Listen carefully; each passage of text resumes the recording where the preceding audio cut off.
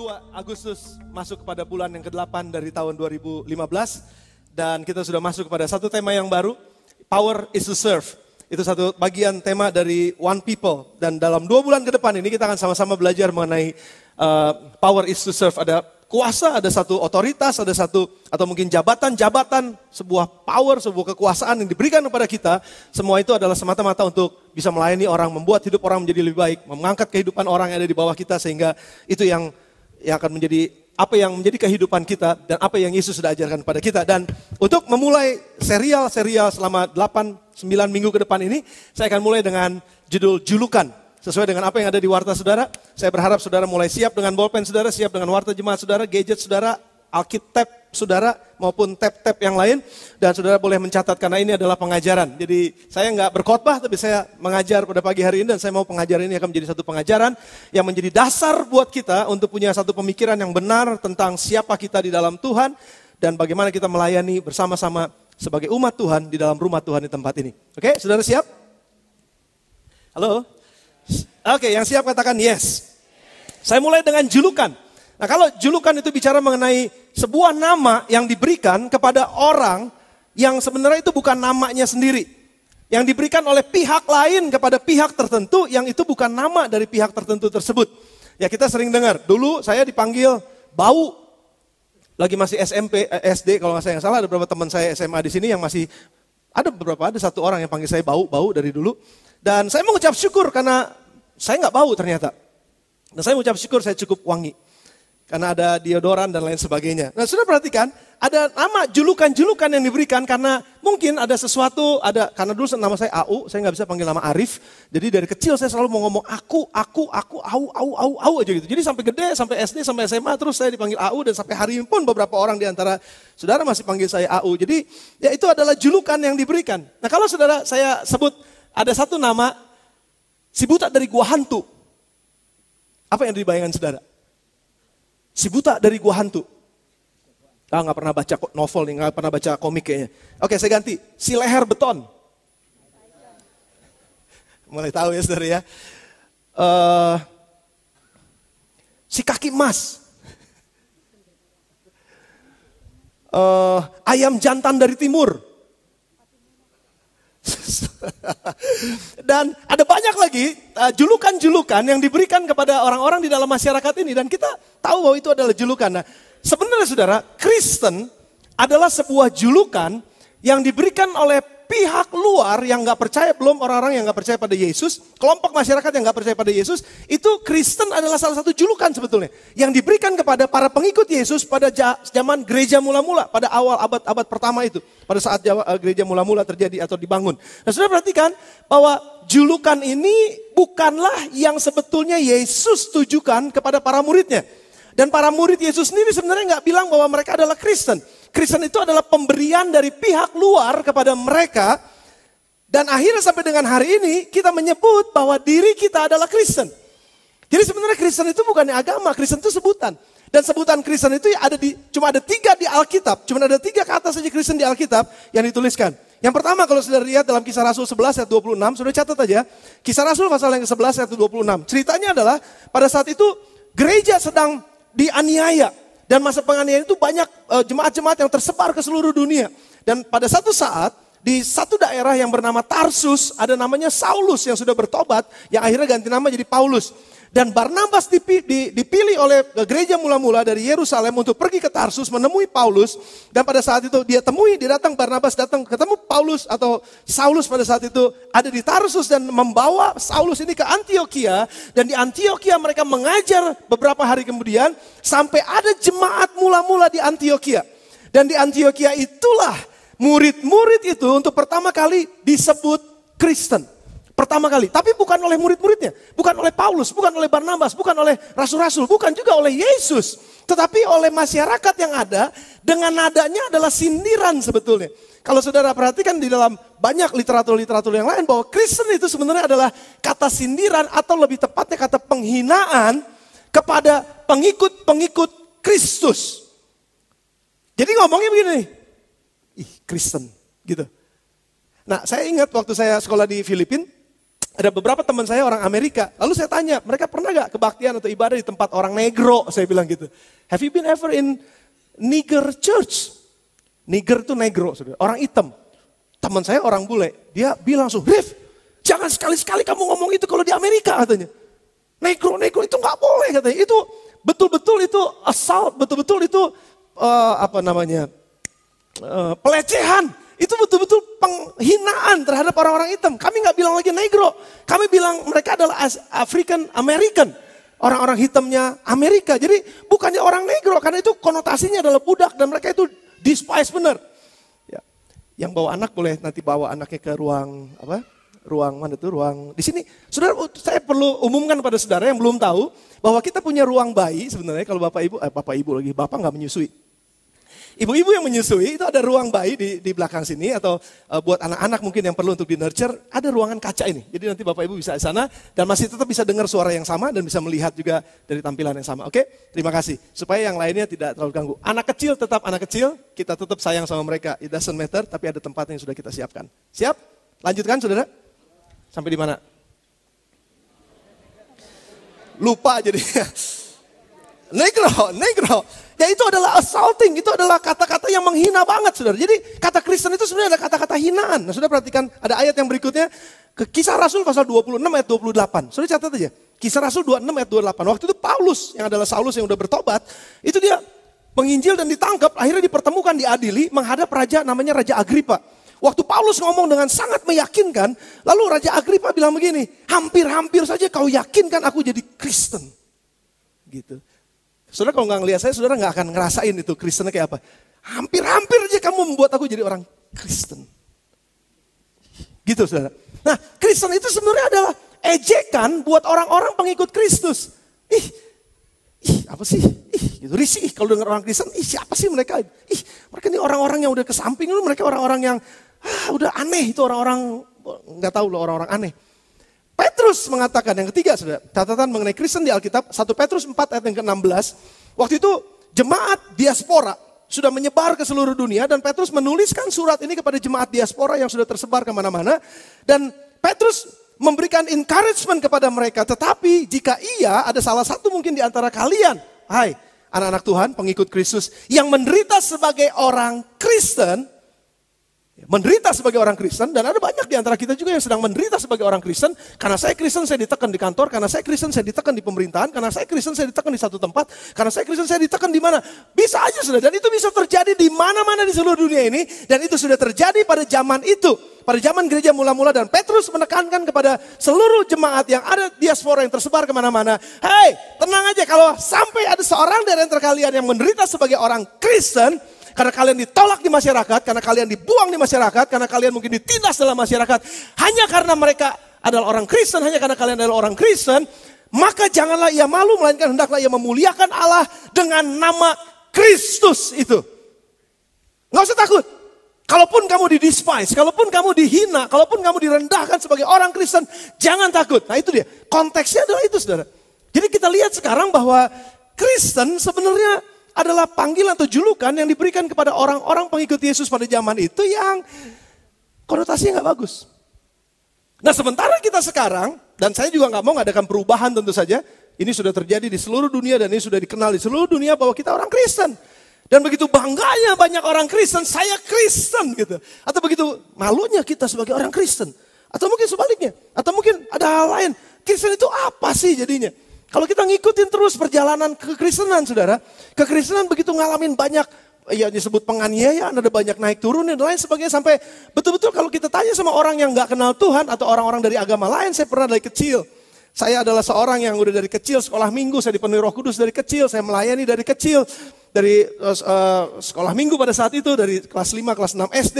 Dan terus saya melayani dalam Tuhan. Dan waktu di sekolah ada teman-teman saya ngajakin bolos, teman-teman saya ngajakin ngerokok, teman-teman saya ngajakin minuman keras, dan lain sebagainya. Saya bilang saya enggak, saya orang Kristen. Dan mereka selalu bilang begini, iya sih memang cuma orang Kristen yang masuk surga. Gitu, sambil ngeledek gitu, orang Kristen sih memang cuma masuk surga. Yang gak Kristen mah gak masuk surga. Begitu eksklusifnya Kristen, sehingga kata Kristen itu seolah-olah cuma buat orang-orang tertentu saja yang ada di pojok jalan sana, yang ada di gereja sana, yang akan masuk ke surga. Yang lainnya masuk neraka. Seolah-olah gitu, sampai disindir seperti itu. Nah, apakah betul Kristen seperti itu? Nah, banyak orang yang disebut juga Kristen katanya. Kristen katanya. Ya, tapi hidupnya juga nggak bener-bener amat, saudara. Hidupnya juga sampai Barna Group, itu George Barna Group mengeluarkan sebuah statistik yang saya catat, sudah lihat di atas sana. Ada statistik mengenai kehidupan orang Kristen dari 100 orang Kristen yang diselidiki. Sudah lihat, perhatikan deh. Ada 12% saja yang tindakan dan sikapnya memang seperti Kristus. Christ likeness, seperti Kristus. Cuma 12%. Tapi sisanya adalah sikapnya seperti Kristus, tetapi tindakannya seperti orang Farisi. Atau ada yang tindakannya seperti Kristus, tapi sikapnya seperti orang Farisi. Tapi bahkan ada yang lebih banyak lagi, 51%. Sudah bisa bayangkan. Yang disebut Kristen, tindakannya dan sikapnya seperti orang Farisi. Munafik dan lain sebagainya. Well, saya nggak bicara itunya. Tetapi ini adalah fakta yang menyatakan siapa Kristen itu dalam dunia yang dilihat secara statistik. Dari 100 orang cuma 12 orang yang betul-betul Christ likeness. Yang betul-betul seperti Kristus. Padahal Kristen loh, saudara. Nah, lalu saya merangkumkan dari berapa banyak penelitian, ada kata Kristen didefinisikan seperti ini, saudara. Kristen, apa itu Kristen? Seorang yang memegang kepercayaan tentang Yesus, datang ke gereja setiap minggu, tapi nggak memiliki koneksi antara iman dan hidup sehari-harinya. Seorang yang memegang kepercayaan tentang Yesus. Nyanyi lagu tentang Yesus, baca Alkitab tentang Yesus, bergaul bersama dengan orang-orang yang percaya juga tentang Yesus, datang ke gereja, kasih persembahan, kasih perpuluhan, sedikit-sedikit ikut pelayanan, sedikit-sedikit ikutan besuk mungkin, tapi tidak memiliki koneksi antara iman dan hidup sehari-harinya. Sehingga ada begitu banyak komplain, ada begitu banyak masalah yang terjadi, sehingga ada begitu banyak kritikan yang terjadi bahwa, apa bedanya sih dia sama orang Kristen, orang gereja katanya? Apa bedanya sih dia sama kita? Oh, cerai-cerai juga kok. Ribut-ribut juga, bahkan ributnya lebih parah daripada kita yang bukan Kristen. Nyolong-nyolong juga kok, korupsi-korupsi juga kok, bolos-bolos juga kok, nggak naik kelas juga. Jadi apa bedanya lo orang Kristen sama gue yang bukan? Jadi ada begitu banyak kritikan, ada begitu banyak hal yang nggak enak dengan julukan Kristen pada hari-hari ini. Sampai ada satu anak pemusik, bukannya pemusik kita tentu aja, tapi seorang teman dari teman musik kita yang adalah penyanyi rohani di Indonesia, yang menuliskan ada satu album yang namanya Kristen katanya. Dan saya mau saudara lihat kata-kata ini menjadi kritikan buat gereja yang saya dengar, kuping saya pertama rada gak enakan, tapi begitu lama-lama saya dengerin lucu juga. Dan memang itu bicara mengenai kita, bicara mengenai Kristen yang ada di Indonesia ini. Dan itulah kenyataannya. Coba kita dengerin lagunya enak dan ada kata-katanya di atas, saudara simak dengan baik. Kristen katanya. Oh, lagu yang pertama aja. Judulnya Kebaktian. Kristen katanya, ada yang kedua. Tapi saya mau saudara dengar lagu yang pertama ini.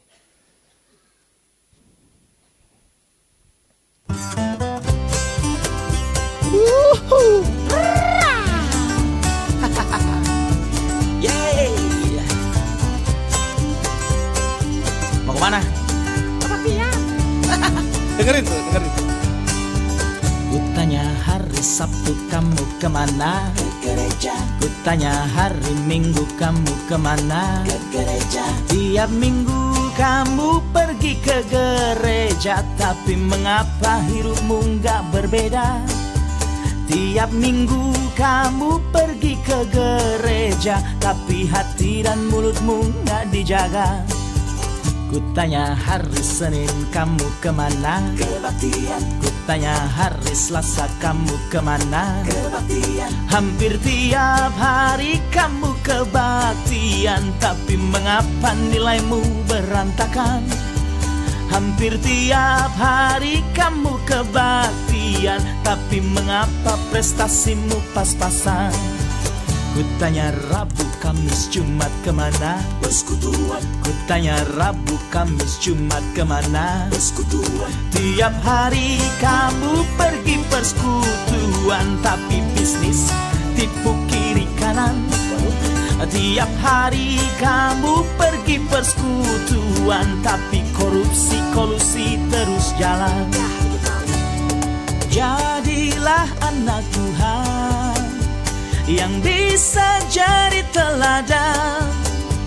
Jangan cuma rajin kebaktian, jangan cuma rajin persekutuan, tapi lebih penting melakukan firman agar nama Tuhan dipermuliakan.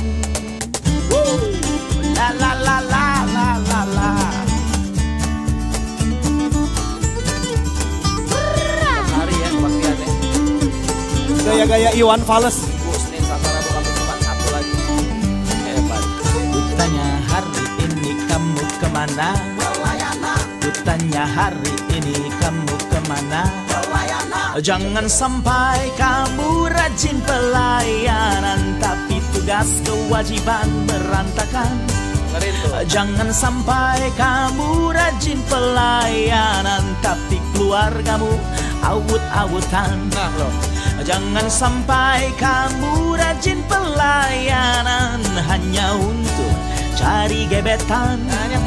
Jangan sampai kamu rajin pelayanan karena amplop persembahan. Oke, terima kasih. Bobby Febian, Bobby One Way, dikenal dengan Bobby One Way. Nah, saudara, ada CD-nya nanti akan saudara pesan aja kalau mau ada di di House of Bread. Kalau saudara memang dengar, tadi umum 1 banyak banget yang pesan. Jadi kalau saudara memang mau pesan aja, nanti Evan akan pesenin sama Bobby-nya langsung. Tapi nilai yang terakhir bukan nilai GC Bethlehem. Pelayanan dapat amplop. Bukan. Volunteer ada yang dapat amplop? Nggak ada. Ada volunteer yang dapat amplop, angkat tangan. Nggak ada yang dapat amplop karena memang itu bukan nilai kita. Tapi ada begitu banyak kayak nilai, berantakan, keluarga, aut-autan. Itu masih terjadi di tengah-tengah orang Kristen. Yang katanya Kristen katanya. Kenapa ini bisa terjadi saudara? Padahal Yesus sendiri nggak pernah nyebut bahwa kita para murid itu adalah orang Kristen. Atau kita sendiri pun sebetulnya zaman murid mula-mula, gereja mula-mula nggak pernah menyebut diri mereka Kristen. Itu cuma sebutan, julukan saja. Dan akhirnya banyak terjadi begitu banyak masalah kalau cuma jadi Kristen saja. Ada lagu kedua yang saya mau sampaikan juga buat saudara, karena hari ini gak ada perjamuan suci, jadi saya bisa sampaikan buat saudara. Yang kedua, judulnya baru Kristen namanya. Saudara juga dengar aja lagunya, seperti apa kata-katanya, dan saya berharap ini akan menolong kita untuk lebih mengerti mengenai khotbah pada hari ini. Silakan.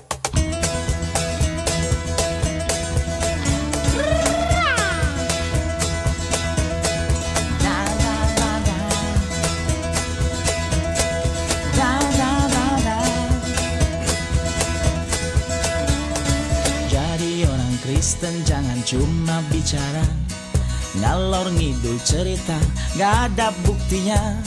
Suka dengar khotbah keren Bapak Pendeta, tapi pulang gereja lupa semuanya. Tersinggung sedikit aja langsung marah, gila kecewa sekali aja langsung putus asa. Hai! Kristen katanya lain katanya, kalau cuma bicara gak akan ada dampaknya.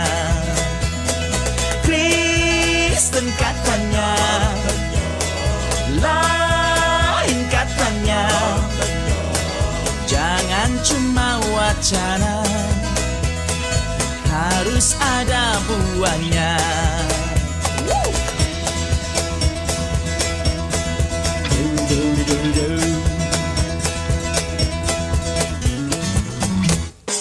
Orang Kristen harusnya selalu buka mata, jangan cuma pikirin berkat-berkat saja. Lihat di luar sana jiwa yang binasa, karena kita semua gak ada fungsinya. Ada yang sibuk rebutan menjadi gembala, ada gereja asik hitung rugi laba. Kristen katanya lain katanya, kalau cuma bicara gak akan ada dampaknya. Kristen katanya lain katanya, jangan cuma wacana, harus ada buahnya.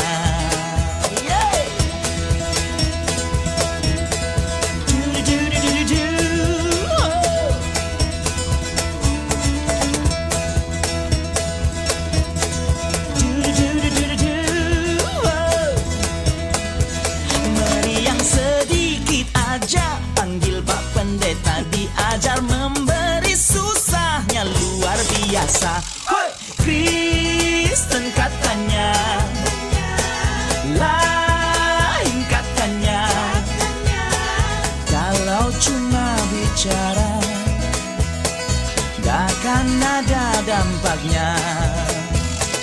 Kristen katanya, lain katanya. Jangan cuma wacana, harus ada buahnya. Dari jemaat biasa sampai yang STH, semua punya tugas dan mandat yang sama, menjadi saksi yang nyata bagi seluruh dunia, sampai semua orang menjadi muridnya. Ya. Ya, saudara, jadi apa yang Yesus katakan tentang orang yang disebut pengikutnya? Apa yang Yesus berikan julukan kepada mereka yang disebut pengikutnya? Dan pengikutnya juga mereka menamakan diri mereka bukannya orang Kristen sekali julukannya, tapi adalah satu kata ini, saudara. Yang disebut apa? Murid. Makanya kenapa Yesus dalam Matius 28 ayat 19 ayat yang ke-20 dia katakan, karena itu pergilah, jadikanlah semua bangsa murid. Bukan jadikan semua bangsa orang Kristen, tapi jadikanlah semua bangsa murid. Nah, jadi kata murid menjadi satu tantangan tersendiri buat kita sekarang. Karena kata murid sangat berbeda sekali dengan Kristen. Karena kalau hanya cuma sekedar Kristen, hanya karena seorang disebut Kristen belum tentu dia murid. Tapi kalau dia murid, dia pasti adalah orang yang disebut pengikut Kristus. Jadi hanya cuma sekedar seorang memegang sebuah julukan, saya orang Kristen loh, KTP saya Kristen loh. Oh, saya bangga banget sama gereja loh, saya bangga banget sama, puji Tuhan buat itu. Tapi apa bedanya yang membuat perbedaan antara kita jadi orang Kristen dengan hanya Kristen biasa saja atau kita menjadi murid. Dan Yesus mau kita menjadi murid. Dan apa itu murid, saudara? Kalau saya coba berikan satu definisi dari kata murid ini. Ada murid adalah seorang yang selalu siap untuk melihat, meneladani, dan mencatat, serta meniru apa yang gurunya lakukan. Jadi dalam keadaan Tuhan, saya lagi keadaan masalah ini dalam hubungan dengan istri saya, atau mungkin hubungan dengan suami, atau hubungan dengan pasangan dalam keluarga saya. Tuhan, apa yang Yesus mau katakan tentang ini? Guru, mengenai pernikahan ini gimana caranya? Saya nggak ngerti, saya mau belajar daripadamu. Walaupun engkau guru belum pernah menikah, saya tahu. Tapi pernikahan sendiri kan adalah inisiasimu Tuhan. Pernikahan itu juga adalah, semuanya adalah rancanganmu kan Tuhan. Jadi engkau punya blueprintnya buat pernikahan yang berhasil itu seperti apa. Saya mau belajar itu. Jadi bukan cuma sekedarnya seorang sudah diberkati, sepasang sudah diberkati dalam gereja. Mulai hari ini kami teguhkan engkau sebagai pasangan suami dan istri yang sah di hadapan Tuhan. Dan apa yang sudah dipersatukan oleh Allah tidak boleh diceraikan oleh manusia. Kata yang terakhir itu sekarang ini lebih sering diulang-ulang. Dan bukan cuma diulang-ulang, tapi sering ditambahkan dengan apa yang dipersatukan oleh Allah tidak boleh diceraikan oleh manusia. Kecuali orang yang ngeliat, kecuali orang yang gak bisa diapa-apain lagi bisa diceraikan.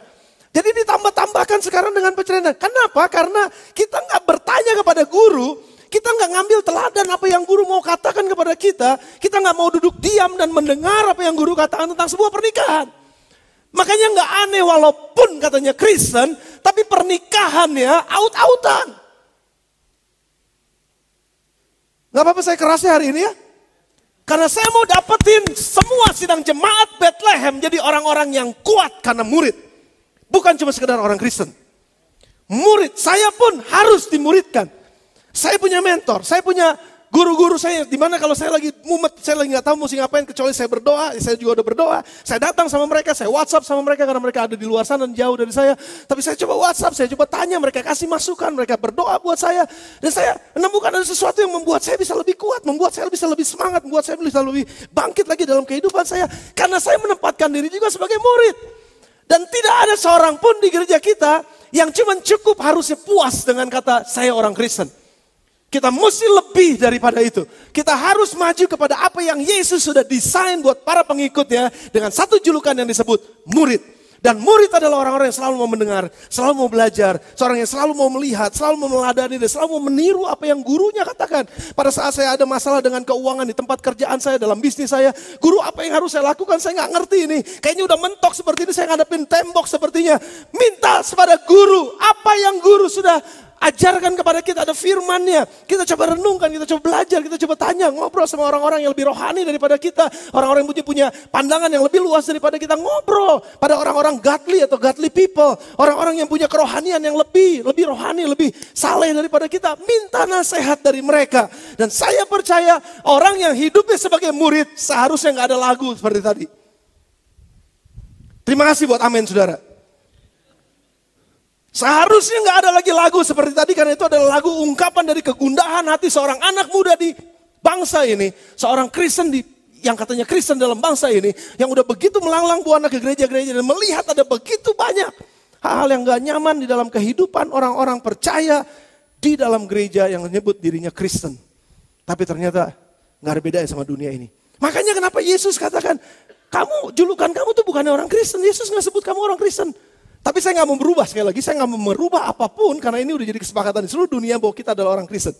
Nggak jadi masalah, terserah lah orang mau panggil Kristen atau enggak. Dipanggil Kristen atau enggak juga saya nggak tersinggung. Tapi saya akan menempatkan diri saya sebagai seorang murid Kristus. Nah sekarang ukurannya apa menjadi seorang murid Kristus? Ciri-cirinya apa menjadi seorang murid Kristus? KPI-nya apa? Kalau saudara suka dengan KPI, Key Performance Indicator. Apa sih indikasinya bahwa kita ini disebut murid Kristus? Cuma ada dua yang saya mau catat dan berikan buat saudara pada pagi ini. Yang pertama adalah Yohanes pasal 13 ayat 33 sampai dengan ayat 38. Yohanes pasal yang ke-13 ayat yang ke-33 sampai dengan ayat yang ke-38. Ini perkataan Yesus sebelum dia mati di atas kayu salib. Sebelum dia berpisah dengan murid-muridnya naik ke Gunung Golgota. Dan dia katakan lagi duduk sama murid-muridnya. Dia ngomong begini, hai anak-anakku, sedikit waktu lagi saja aku ada bersama dengan kamu loh. Kamu akan mencari aku. Dan seperti yang telah kukatakan kepada orang-orang Yahudi, ke tempat aku pergi tidak mungkin kamu datang. Dan demikian pula aku mengatakannya kepadamu juga sekarang. Kepada kamu nih, kamu gak akan bisa ke tempat aku sekarang. Enggak sekarang. Tapi ada satu perintah baru yang akan kuberikan kepadamu. Dengar di perintah ini kata Yesus. Dan murid-muridnya udah siap-siap menyatut. Apa guru? Apa guru? Cepetan guru. Dan Yesus bilang gini, perintah baru itu adalah supaya love one another. Agar kamu mencintai, mengasihi di antara kamu. Satu dengan yang lainnya. Kamu saling mengasihi. Caranya gimana? Sama seperti aku mengasihi kamu. Demikianlah kamu juga harus saling mengasihi. Kenapa? Ayat yang berikutnya dengan sangat tegas, dengan sangat jelas Yesus katakan begini. Dengan demikian semua orang akan tahu. Ayat 35. Bahwa kamu, apa saudara? Adalah murid-muridku. Semua orang di dunia ini akan tahu bahwa kamu adalah muridku, yaitu jika kamu melakukan perintah ini. Kamu saling mengasihi satu dengan yang lain. Tapi Tuhan, mana mungkin saya mengasihi orang yang saya nggak kenal. Orang yang ada di mana-mana gitu, saya juga boro-boro belum pernah ketemu. Gimana saya cara? Oke, nggak it's okay. Tuhan lagi bilang gini, saling mengasihi di antara kamu. Ini ada anggota yang sedikit, anggota life groupnya. Cuma 11 orang, waktu itu Yudas sudah pergi duluan soalnya. Cuma 11 orang, 12 sama Yesus. Dan dia katakan, kasihlah satu dengan yang lain. Matius, tuh kamu kasihin si Petrus nih. Si Petrus ini orangnya memang rada maafkan, beleguk emang. Tapi, look the way I love him. Coba lihat deh gimana saya nerima si Petrus apa adanya. Walaupun ngeselin banget memang nih orang. Boasting banget, orang sombong banget ini. Ya sedikit-sedikit, wah dia mau jadi nomor 1 gitu. Dia mau duduk berdiri sebelah kanan Allah dan di sebelah kanan kiri kanan Bapa. Wah jadi orang top, jadi orang hebat. Orangnya belagu memang. Mungkin kamu gak suka sama si Petrus, tapi kasih dia seperti aku mengasihi dia. Bisa gak? Dan memang harus begitu. Dan inilah tanda, inilah ciri-ciri bahwa kamu mengasihi one another. Dan yang jadi masalahnya adalah sekarang, waktu kita masuk ke dalam kelompok lebih kecil, dalam cell group, ada life group, begitu banyak perbedaan yang terjadi dalam life group, dalam pemuridan tersebut, yang membuat kita bilang gini, gue amit-amit ada di mari, gue ngelihat mukanya gue pengen muntah, gue pengen pergi aja lah. Ninggalin life groupnya cuman gara-gara apa gak bisa tahan sama yang ada di life group itu. Entah kesombongan, entah. Ingat gak, kamu bilang, Nathanael, kamu ingat Nathanael? Bukan Ani Nathanael, bukan. Si Nathanael, waktu pertama kali Andreas ketemu dengan saya, ingat gak kamu? Ini Yesus bilang nih, ini bahasa saya sama Yesus. Bahasa Yesus sama murid-muridnya, ingat gak kamu? waktu Nathanael kamu ketemu sama Andreas kan bilang, ada seorang nabi dari Nazaret, itu saya udah ketemu dengan dia. Lalu apa yang kamu bilang Nathanael? Kamu ingat gak? Nathanael bilang gini, mana ada orang hebat dari Nazaret? Gak mungkin ada. Tapi begitu kamu ketemu sama aku, kamu lihat gimana aku bisa terima kamu. Walaupun kamu udah despise me, walaupun kamu udah merendahkan aku, walaupun mungkin kamu gak percaya bahwa ada sesuatu yang baik, kamu gak percaya pada firman Tuhan, kamu tolak firman Tuhan, tapi lihat bagaimana aku mengasihi kamu. It is the same way you have to love one another. Hal yang sama juga kamu harus lakukan. Sama seperti aku mengasihi kamu. Belum lagi kamu lihat nanti. Belum lagi kamu ngelihat nanti. Bagaimana aku disalib, bagaimana aku mati. Kamu semua ninggalin aku. Gak ada seorang pun yang ikut. Cuma kecuali ada satu yang dekat sama aku. Namanya Yohanes, dia gak sebut. Tapi kamu, coba lihat. Ini bahasa imajinasi saya kalau Yesus ngomong semuanya. Semua kamu akan ninggalin aku kok. 3 tahun bersama-sama ngelihat mujizat. Tapi pada saat aku disalibkan, kamu semuanya lari kabur. Tapi ingat ini. Aku tetap mengasihi kamu. For my love is everlasting. Karena kasihku sampai selama-lamanya. The way I love you, do it the same way to one another. Sama seperti aku mengasihi kamu, lakukan juga itu kepada orang-orang di sekelilingmu. Dengan anggota-anggota life group yang cuma sekedar kecil aja. Mulai dari situ, dari keluargamu, suami istri. Mulailah hormati satu dengan yang lain. Belajar mengasihi satu dengan yang lain. Bukan karena kamu rajin pergi ke gereja. Nah, Yesus lagi ngomong seru seperti ini, terus tiba-tiba ayat yang berikutnya Petrus ngomong lagi, saudara lihat. Simon Petrus berkata kepada Yesus, kekeh dia teh. Tuhan, mau pergi kemana sih emangnya? Jawab Yesus, ke tempat aku pergi engkau tidak dapat mengikuti aku sekarang, tapi kelak engkau akan mengikuti aku, tapi kelak nanti. Enggak, sekarang sebutin di mana. Petrus ngomongnya apa saudara? Kemanapun engkau pergi katanya. Ayat selanjutnya, 37. Aku gak bisa ngikutin engkau. Kemanapun engkau pergi, aku akan pergi. Itu bahasanya. Sampai aku harus mati memberikan nyawaku bagimu, akan kulakukan. Karena itulah aku. Wah. Terus. Isi. Tenang. Jangan emosi dulu. You don't get what I mean. Kamu gak ngerti apa yang aku katakan sekarang. Kamu bisa ikut aku kemana aja, kamu bisa mati buat aku. Tapi percuma, nih ingat. Nanti Yohanes akan dapat, ini bahasa saya ya, bahasa imajinasi saya. Nanti Yohanes akan dapat pewahyuan. Dan dalam Wahyu pasal 2 ayat 2 sampai dengan ayat yang kelima, coba catat aja. Wahyu 2 ayat 2 sampai dengan 5 bilang begini. Yesus sendiri mencela orang-orang yang ada di Efesus. Aku tahu kerajinanmu. Aku tahu bagaimana engkau kerja keras untuk aku. Aku tahu bagaimana engkau melayani. Aku tahu bahwa engkau memberikan bahkan nyawamu. Wah, engkau mati-matian buat aku. Engkau kerja buat aku. Engkau pelayanan buat aku. Tapi aku mencela engkau, kata Yesus kepada jemaat di Efesus. Kenapa? Karena engkau meninggalkan kasihmu yang mula-mula. Jadi percuma kamu melayani. Percuma kamu nyanyi di sini, percuma kamu main musik, percuma kamu layani di sana, percuma kamu khotbah di sini. Semuanya dilakukan dengan semua pengorbanan Tuhan. Darah udah keluar buat Yesus. Tapi engkau enggak punya kasih, engkau enggak bisa mengasihi satu dengan yang lain, engkau enggak bisa menerima satu dengan yang lain, engkau selalu menghakimi satu dengan yang lain, engkau selalu menjelekin satu dengan yang lain, engkau selalu katakan engkau lebih jelek daripada saya. Engkau sombong satu dengan yang lain. Engkau enggak pernah merhatiin satu dengan yang lain. Semuanya hanya untuk dirimu sendiri. Bukan itu yang aku mau. Listen to me. The way I love you. Dengan cara yang sama aku mengasihi engkau. Ini perintahku. Lakukan. Karena dengan demikian dunia akan tahu bahwa kamu adalah muridku. You are not only a Christian, but you are my disciple. Kamu bukan cuma jadi orang Kristen aja dalam mulutmu. Dengan cara hidup sebagai orang Kristen. Dengan sikap sebagai orang Kristen. Tapi perbuatan yang gak sesuai. Perbuatan orang Kristen, sikapnya gak sesuai. Sama aja. Tapi engkau, kalau jadi murid, orang-orang semua akan lihat. Kalau engkau dengar apa yang aku katakan, kasih satu dengan yang lain. Belajar, terima. Saya tahu istri saya punya kelemahan. Istri saya tahu saya punya kelemahan. Tapi kami saling bisa menghormati satu dengan yang lain. Mengasihi satu dengan yang lain. Walaupun dalam kelemahan saya tahu saya gak berusaha untuk merubah istri saya. Enggak. Saya cuma berdoa sama Tuhan biar gaya hidup saya akan bicara kepada dia dan mengubahkan hidupnya. Gaya hidup dia bicara kepada saya yang mengubahkan hidup saya. Dan kami akan menjadi murid yang baik di dalam hubungan kami sebagai suami dan istri. Itu yang membuat kami menjadi lebih baik setiap hari.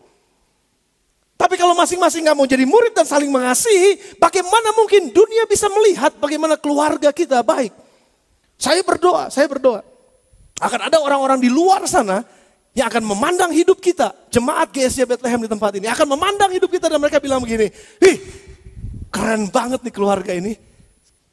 Nanti saya mau sih bener. Saya berdoa kalau anak-anak saya ini bisa nikah sama anak mereka itu. Kita jodohin." Kenapa? Karena ngelihat hidup mereka tuh luar biasa. Bagaimana mereka mengasihi satu dengan yang lain. Bagaimana orang tua ngasihin anaknya, anak mengasihi orang tua. Dan mereka saling mengasihi sebagai keluarga. Saya pasti kalau anak saya ini nanti jadi menantu mereka. Jadi istrinya atau jadi suaminya, pasti anak saya akan disayangin sama mereka. Orang dunia bisa ngomong gitu. Sudah. Dan mereka akan carinya di mana? Bukan di mana-mana. Carinya di antara murid. Terima kasih buat amin saudara. Saya lagi nungguin aminnya kapan. Dan karena kita jadi murid. Dan itu yang diinginkan oleh Tuhan. Parameter yang kedua. Yohanes 8 ayat 31 sampai dengan ayat yang ke-32. Ini yang Yesus katakan juga kepada orang-orang Yahudi. Yang pada saat itu mulai percaya kepada dia. Yohanes 8 bisa dibukakan dengan cepat. Maka katanya kepada orang-orang Yahudi yang percaya kepadanya. Jikalau kamu tetap dalam firman-Ku. Kamu benar-benar adalah murid-Ku. Jika kamu tetap dalam firman-Ku, kamu benar-benar adalah murid-Ku. Ini yang Yesus sendiri katakan. Sekali lagi, kalau kamu tetap dalam firman, hidup di dalam firman, enggak keluar dari firman, tapi hidup di dalam firman, maka engkau adalah benar-benar murid-Ku. Yesus sendiri yang ngomong. Sekali lagi, saya mau pakai bahasa ini yang kedua, parameternya adalah apabila kita bisa menjadi murid dari firman. Nah, tahan napas saudara, pasang seatbelt saudara, kita akan siap terbang sekarang. Karena ini poin saya yang terakhir. Saya akan segera selesai. 10 menit, jangan ada yang ngelamun. Freeze. Saya lagi hipnotis saudara. Freeze sebentar, jangan ada yang kemana-mana ya, jangan ada yang kemana-mana. Perhatiin. Agus, mana tadi Agus? Saya nggak lihat. Harry sama Anin. Cepetan sama Anin. Menjadi murid firman. Perhatikan, catat nih. Menjadi murid firman. Satu sebelah kiri saya, satu sebelah kanan saya. Beruntunglah yang ada sebelah kanan saya. Karena ini yang bagus, ini yang gak bagus. Oke. Kejadian 1, ayat 26 firman Tuhan bilangnya apa saudara? Mari baca, 1, 2, 3. Berfirmanlah Allah, firman. Dengar saya. Berfirmanlah Allah, baiklah kita menjadikan manusia menurut gambar dan rupa kita. Sekali lagi, Allah kelihatan enggak? Tapi gambarannya Allah jadi kelihatan setelah dia jadikan gambar dan rupanya. Manusia yang namanya Adam. Sama Hawa nanti ada keturunan-keturunannya. Jadi ini adalah gambarnya Allah. Oke? Allah nggak bisa kelihatan. Tapi dia ciptakan manusia menurut gambar dan rupa Allah. Supaya manusia ini bisa memanage semua bumi, bisa merawat semua bumi, bisa mengerjakan semua bumi, dikasih otoritas, kuasa, untuk mengelola bumi ini. Gambarnya Allah. Jadi sebenarnya Allah sendiri, ya dengan gambarnya, dia ciptakan manusia untuk menguasai bumi. Perhatikan saya, jangan ada yang kemana-mana. Tapi manusia jatuh dalam dosa sekali, telah kehilangan kemuliaan Allah, kehilangan gambarannya Allah, sehingga ngaco, bumi ini semua jadi ngaco. Pemerintahan jadi ngaco. Kepemimpinan jadi ngaco, gereja bahkan jadi ngaco. Karena kesalahan-kesalahan yang bukan seharusnya gambar Allah yang memerintah, tapi gambar manusia yang berdosa yang memerintah, sehingga semua pemerintahan jadi kacau.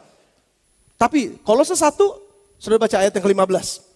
Dan ayat yang ke-16, catat aja kalau enggak. Kolose 1 ayat 15-16, ia, bicara tentang Yesus saudara, ia adalah gambar Allah yang tidak kelihatan, yang sulung, lebih utama dari segala yang diciptakan, dan di dalam dialah telah diciptakan segala sesuatu yang ada di bumi atau di sorga ini, yang kelihatan dan yang gak kelihatan, sehingga sana maupun kerajaan, segala pemerintah atau penguasa, segala sesuatu diciptakan untuk dia, bagi dia dan untuk, oleh dia dan untuk dia. Dia ini bicara tentang Yesus. Dia ini adalah gambaran Allah yang gak kelihatan. Gambar Allah yang gak kelihatan. Karena gambar Allah yang pertama rusak. Gambar Allah yang pertama ini hancur karena dosa-dosa yang dilakukan oleh pilihan manusia sendiri. Yang adalah gambar Allah, kehilangan kemuliaan Allah. Sekarang Allah Bukan menciptakan, bahkan dia menjadikan gambar yang baru sebagai manusia yang baru yang disebut Yesus Kristus. Yesus ini adalah gambaran Allah yang gak kelihatan, tapi Allah yang gak kelihatan jadi kelihatan sekarang melalui dia. Oke? Sudah terjadi perbedaan antara manusia yang pertama dan manusia yang kedua. Nah, karena Tuhan bilang gambaran yang gak kelihatan sekarang jadi kelihatan, tapi dia sendiri siapa? Dia sendiri adalah firman yang gak kelihatan. Saudara, kalau saya katakan kata-kata, firman kan kata-kata. Hai, saudara bisa lihat hai gak? Gak bisa, tapi begitu hai, terus ada bentuknya hai, saudara bisa lihat. Nah, gambar Allah, firman itu gak kelihatan, tapi begitu dia menjadi manusia, Yohanes 1 ayat yang ke-14, firman itu menjadi manusia. Firman itu telah menjadi manusia dan namanya Yesus. Sudah perhatikan ini baik-baik. Namanya Yesus. Dan firman inilah yang telah menjadi manusia inilah yang menjadi parameter buat setiap manusia yang ada dalam dunia ini belajar dari dia. Supaya kembali kepada gambaran Allah yang semula.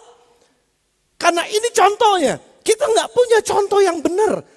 Tokoh-tokoh agama, pendeta, gembala, bisidang yang paling top, yang paling bagus sekalipun bukan contoh yang terbaik untuk bisa hidup benar. Karena contoh yang terbaik cuma satu, namanya Yesus. Katakan sama-sama namanya Yesus. Nggak ada yang lain. Dia contoh yang terbaik karena dia adalah firman yang menjelma menjadi manusia. Filipi, saya buka. Harry sama Anin kayaknya boleh duduk deh, silakan. Thank you ya. Thank you. Filipi pasal yang kedua ayat yang ke-5 sampai dengan ayat yang ke-8 bilangnya begini saudara. Hendaklah kamu dalam hidupmu bersama. Tadi sudah lihat ya. Yesus adalah manusia yang sempurna. Dia adalah manusia Allah. Gambarannya Allah. Manusia diciptakan menurut gambar dan rupa Allah tapi sudah jatuh dalam dosa. Sekarang harus dikembalikan kepada gambaran yang semula. Tapi contohnya adalah Yesus. Jadi Yesus adalah the ultimate teladan kita. Teladan yang utama untuk bisa melihat kembali gambaran yang benar tentang siapa kita. Itu dalam bentuk Yesus. Dan Yesus adalah contohnya. Dan Yesus ini, dibilang gini. Hendaklah kamu dalam hidupmu bersama nih, dalam hidupmu bersama-sama nih. Menaruh pikiran dan perasaan yang terdapat juga dalam Kristus Yesus. Oke, saudara ikut bersama dengan saya, katakan amin. Yang walaupun dalam rupa Allah, gambar dan rupa Allah, dia nggak nganggap kesetaraan dengan Allah itu sebagai milik yang harus dipertahankan. Tetapi telah mengosongkan dirinya sendiri, mengambil rupa seorang hamba dan menjadi sama dengan manusia. Sampai sini stop. Yesus adalah firman yang gak kelihatan, gambaran Allah yang gak kelihatan, menjelma menjadi manusia, mengambil rupa seorang hamba, menjadi sama dengan manusia, dan manusia yang sudah kehilangan gambar Allah, kita semua, bisa belajar dari dia. Makanya kenapa Yesus bilang jadi muridnya. Karena belajar dari gurunya, belajar dari teladannya, belajar dari gambaran Allah yang sesungguhnya ini loh. Kamu akan dipulihkan, kamu akan berubah kembali. Gambaran yang rusak akan jelas lagi kalau kamu melihat Yesus. Saudara ikut sama dengan saya, katakan amin. Saya mau masuk ke sini sekarang.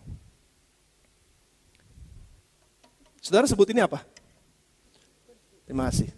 Berarti masih ceruk. Masih benar, maksud saya masih benar, bukan saya, sorry. Enggak salah saudara. Kalau saudara lihat ini apa? Bukan sulap, bukan sihir. Kotak buat? Wah, benar sekali. Ini kotak buat tisu. Saya lupa tadi naruh tisu di sini. Ini kotak buat tisu.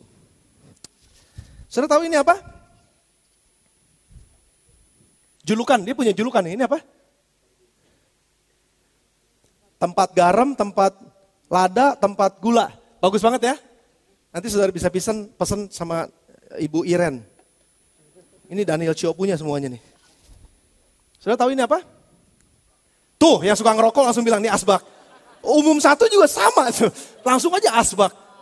Wah ini mah bukan asbak, ini cerutu di sini. Bukan rokok, cerutu gede banget. Bukan. Ini buat tempat kertas tuh buat catatan-catatan ya. Oke? Iya. Hah? Kenapa? Ini apa? hiasan di rumah. Oke, ada lagi? Oke, satu lagi. Coba lebih dekat lagi. Ini apa nih? Handle pintu. Kayak jamur ya. Tapi ini adalah handle buat lemari. Jadi bukaan gitu lemari. Nah di rumah kami ada satu lemari yang ininya hilang. Puji Tuhan saya dapatkan. Tapi sebenarnya ini bukan dari rumah kami yang hilang, sebenarnya dari Daniel Cio. Saya terimain dari Iren. Nah ini buat itu, skrupnya digituin. Nah di rumah kami ini hilang, jadi yang keluarnya itu adalah bautnya. Jadi beberapa kali ini saya luka. Karena jalan set gitu. Set, aduh udah kenal lagi. Dan itu mesti diganjel lagi. Nah ini nggak kelihatan sih. Pertanyaan saya adalah, apa bahan dasarnya semua? Kenapa kita nggak dari awal kita sebut ini kayu? Kenapa nggak dari awal kita sebut ini kayu? Karena sudah mengambil rupa sebuah kursi. Dengar saya. Yesus adalah firman. Gambaran Allah yang nggak kelihatan. Mengambil rupa seorang hamba dan manusia. Makanya nggak aneh. Banyak orang-orang di luar sana yang kritik, orang Kristen nyembah manusia. Orang Kristen kok nyembah itu? Tuh nabinya katanya manusia, mati bangkit lagi. Dia adalah Tuhan, pura-pura Tuhan. Itu manusia, anaknya Maryam. Yesus binti Maryam. Betul ya, Yesus binti Maryam. Isa binti Maryam. Isa binti Yusuf. Isa bin Yusuf binti Maryam. Ya kan? Jadi ngapain nyembah dia? Itu manusia. Yes. Tapi lupa bahwa dia awalnya adalah firman. Gambar Allah yang tidak kelihatan. Yang menciptakan semua langit bumi beserta isinya. Yang berkuasa memegang semua yang diciptakannya. Dalam kekuatan dan kekuasaannya. Tapi dia merendahkan diri loh saudara. Mesti ngambil rupa seorang hamba. Ngambil rupa seorang manusia supaya sama dengan kita sehingga kita bisa belajar dari dia, dimuridkan oleh dia, menjadi muridnya sampai kita mendapatkan seluruh kepenuhan ilahi dalam hidup kita karena kita menjadi serupa dengan dia. Amin saudara. Jangan lupa ini, makanya saya tetap mengajar ini, berulang-ulang saya akan sampaikan. Hanya karena kita tahu Yesus jenggotan, rambutnya gondrong, pakai jubah. Dan kita kalau berdoa, nyembah, kita bayangkan dia yang berjenggot dan berjubah. Maafkan saya, saudara sedang menyembah berhala. Karena dia udah gak ada. Jenggotnya udah gak ada. Rambutnya udah gak ada. Sorry to say God. Udah gak ada, dia udah mati. Bangkit dengan tubuh yang baru. Duduk di sebelah kanan Allah Bapa di sorga. Dan menantikan kedatangan yang kedua kali dengan tubuh kemuliaan yang baru. Jadi kita enggak, sebenarnya gini loh saudara. Karena kita menerima Yesus sama dengan kita menerima His nature yang adalah firman. Jadi kalau kita sembah Yesus tapi kita enggak melakukan firman, kita sedang nyembah siapa? Kalau kita bilang bahwa aku mengasihi engkau Yesus, tapi kita membenci saudara kita, orang-orang yang ada di sekeliling kita, jadi kita lagi bilang mengasihi siapa? Kalau cuma sekedar orang personifikasi walaupun nggak salah. Tapi kalau kita personifikasi bahwa ini Yesus, tapi kita nggak lakukan firman-Nya, kita nggak jadi murid dari firman, maka kita nggak disebut murid Yesus. Kita cuma jadi orang Kristen biasa. Sudah ngerti maksud saya? Dia mengambil rupa seorang hamba, menjadi sama dengan manusia, supaya kita bisa belajar dari dia. Belajar dari apa yang dia katakan, belajar dari apa yang dia ajarkan, belajar dari apa yang dia lakukan, berpikir apa yang dia akan kerjakan kalau saya dalam keadaan seperti ini sebagai guru saya, tolong ajar saya. Firman, bukan hanya dalam bentuk manusianya, bukan. Saudara jangan salah ngerti saya sekali lagi. Bukan berarti saya nggak boleh, saudara saya nggak boleh bilang saudara nggak boleh membayangkan Yesus itu seperti apa. Memang kita udah terlalu terikat dengan film-film yang ada. Siapa tahu Yesus nggak jenggotan. Siapa tahu, dan kita salah nyembah. Kalau kita cuma nyembah dalam bayangan kita orangnya. Tapi sebetulnya, His nature is firman. Nature-nya adalah kayu. Nature-nya adalah kayu. Nature-nya adalah kayu. Nature-nya adalah kayu. Nature-nya adalah kayu. Tapi dalam semua bentuk yang ada, perhatikan saya. Nature cuma satu, kayu. Kalau kita belajar dari Yesus, saya mengambil rupa menjadi seorang pendeta. Saudara mengambil rupa menjadi seorang pemimpin pujian. Mengambil rupa dalam tubuh Kristus menjadi singers. Mengambil rupa dalam tubuh Kristus menjadi kameramen. Mengambil rupa dalam tubuh Kristus menjadi orang yang melayani di belakang sound system di sana. Mengambil rupa menjadi seorang pemain musik. Mengambil rupa, semua rupa kita berbeda-beda. Berbeda-beda. Tapi nature-nya tetap satu. That we are his disciple. Kita adalah muridnya. Saya mau, karena kita sedang memulai Come on Bethlehem. Banyak orang yang akan daftar untuk masuk dalam pelayanan-pelayanan. Tapi saya mau dimulai dengan dasar ini. Setiap yang ambil bagian dalam pelayanan, entah itu sebagai pemerhati, pembesukan, orang-orang di dalam life group, orang-orang yang melayani pujian, melayani apa aja. Begitu banyak nanti ada di daftar di sana. Saudara lihat, banyak banget. Siapapun saudara mengambil bentuk apapun saudara, nature saudara tetap sama. Nature-nya Yesus. Sebagai muridnya Yesus. Kalau enggak aneh terjadi begitu banyak perpecahan dalam gereja.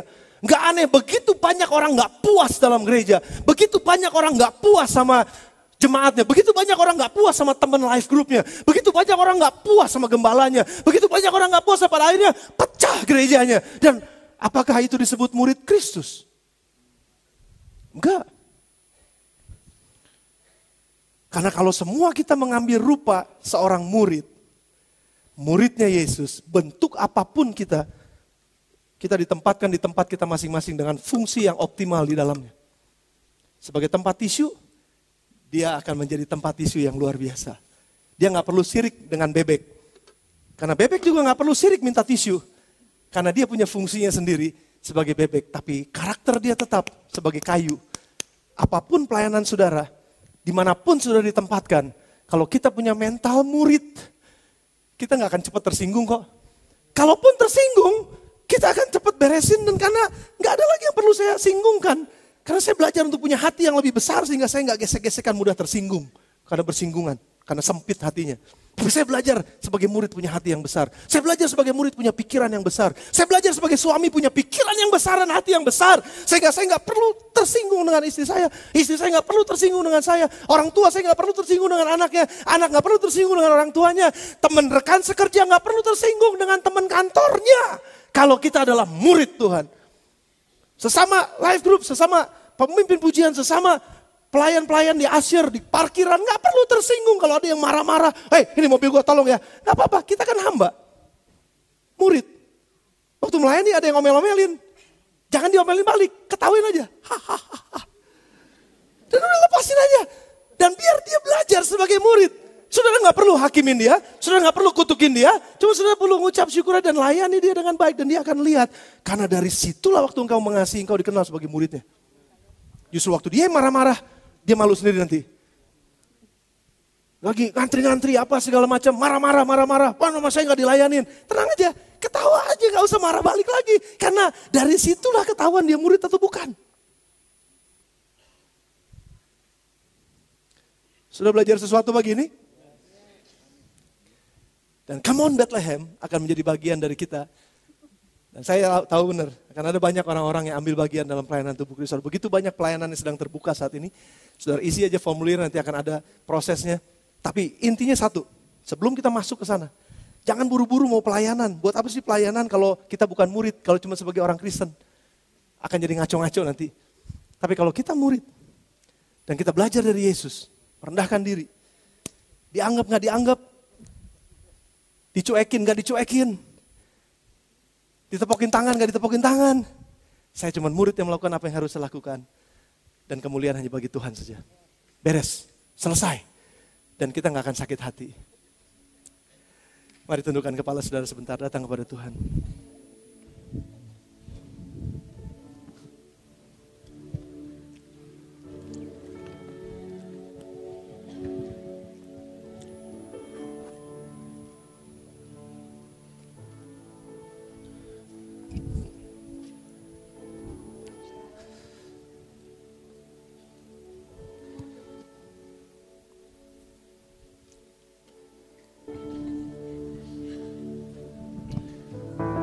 Mari renungkan firman ini saudara sama-sama. Datang kepada Tuhan. Saudara lebih senang dipanggil sebagai seorang Kristen apa sebagai seorang murid? Pilihan di tangan saudara sekarang. Kalau sebagai orang Kristen aja, saudara gak punya tanggung jawab apa-apa. Cuma sebagai orang Kristen saja. Sebagai agama saja. Sebagai tanda aja bahwa saudara punya agama di negara ini.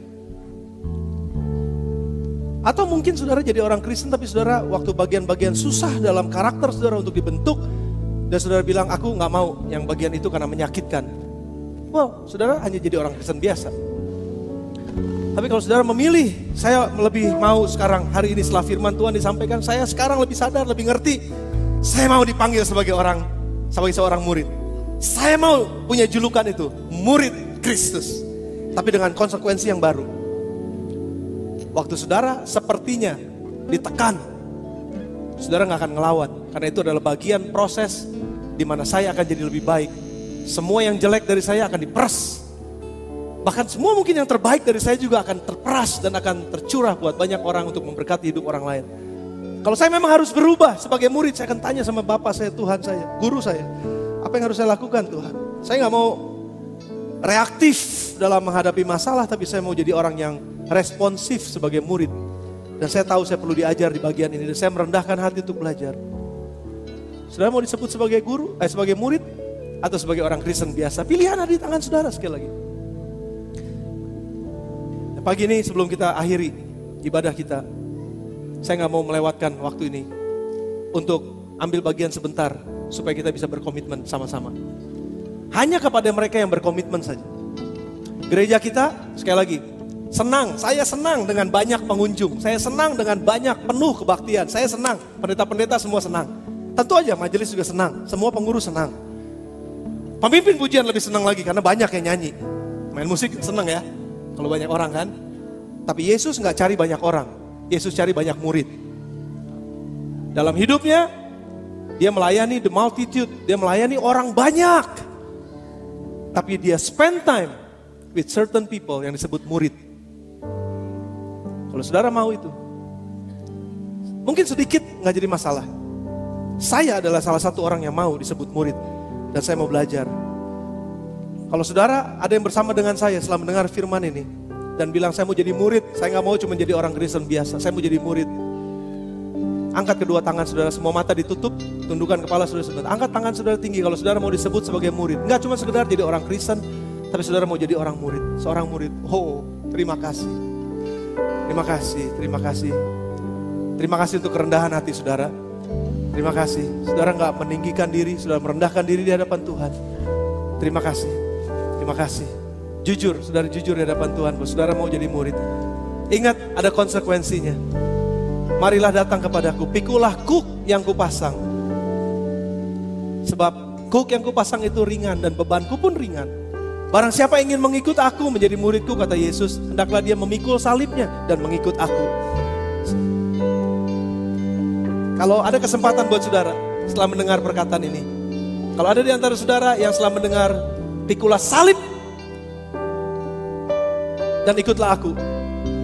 Dan saudara bilang, aduh salib, saya gak mau, turunin tangan saudara. Gak apa-apa, turunin tangan saudara. Saya mau yang ngangkat tangan aja. Saya cuma mau yang angkat tangan. Sama-sama dengan saya, berat, susah, yes. Tapi saya mau betul-betul gereja ini akan menjadi muridnya Tuhan. Bukan cuma saudara.